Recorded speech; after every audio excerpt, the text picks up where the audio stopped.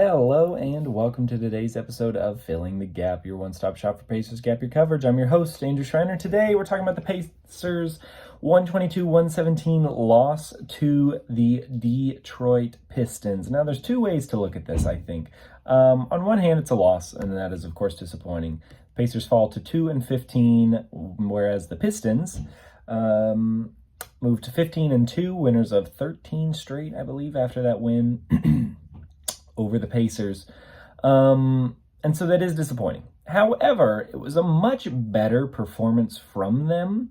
At some point this season, right, performance doesn't count for much. I don't think that time is yet. I think that you're still hoping to see some turnaround and see some improvement from the Pacers. And so let's focus on the positive performances. They got good nights from Pascal Siakam, and then they actually had a great night from the bench. 4 double-digit scores off of the bench. They were led by Jarris Walker there, who was 5 for 5 from 3 on the night after our previous episode. Talked about he's been really struggling this season.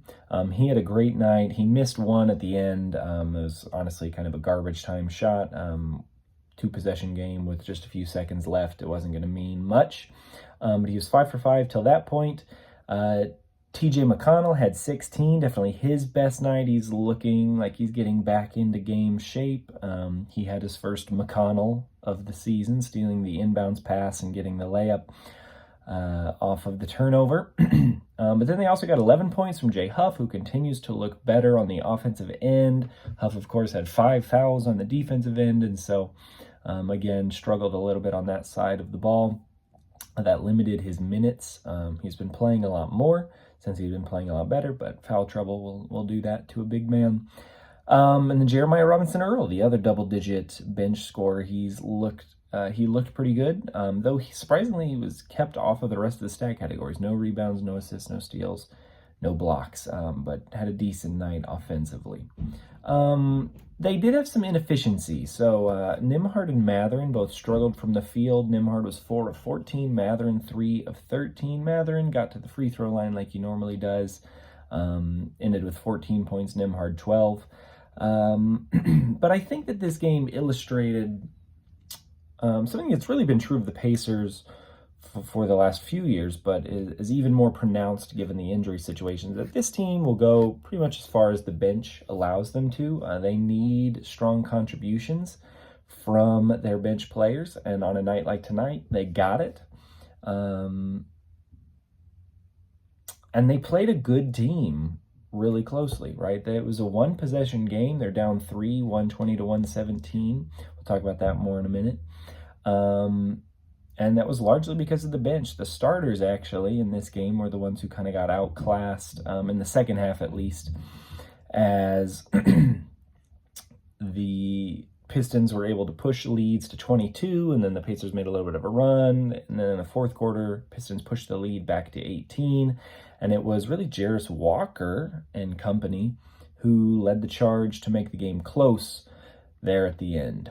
So speaking of the end, and this is what I'll kind of finish talking about. The Pacers drew up a play. They have the ball with 11 seconds to go, or 11 and change.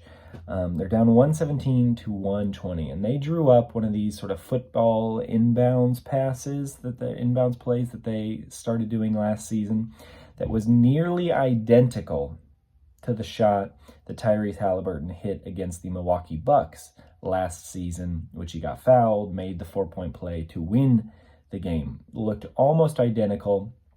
And I think that is actually a great illustration of this season. If you could put this season into a nutshell, it is that play.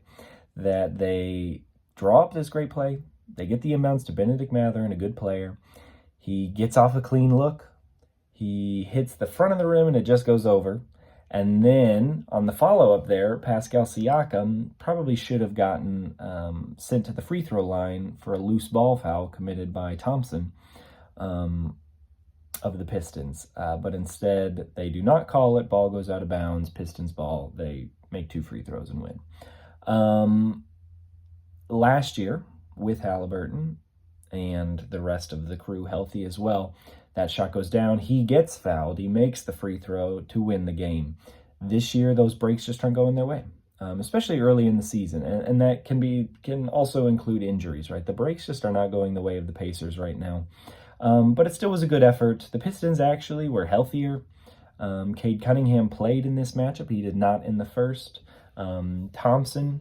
Usar Thompson played in this one. Tobias Harris played in this one. So 3 starters in the lineup that weren't in the lineup when they played in Detroit, and they actually played them better. I think that's a good sign for the team.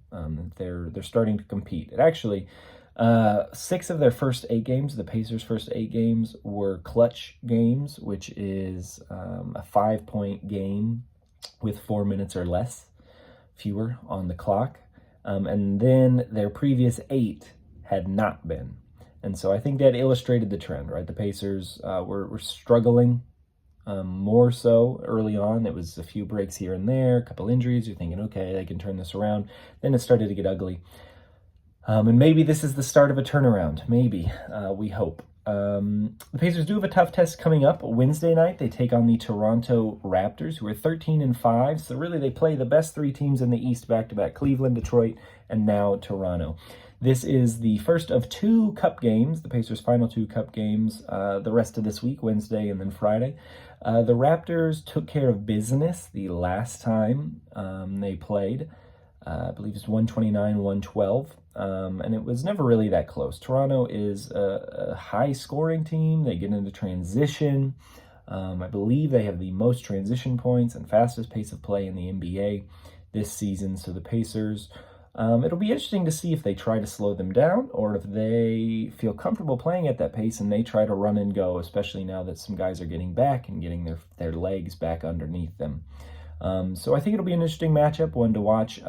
Pacers have a little bit of good injury news from the other side. Now, R.J. Barrett, who led the team in scoring the last time they played, is not playing for the Raptors tonight. He's out for a week.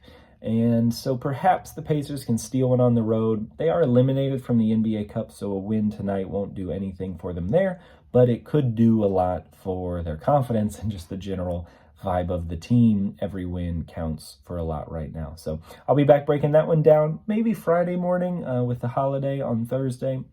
Not sure when I'll have that one up, but I will have some reaction to that. And you can, of course, subscribe and find that here. Thanks for watching.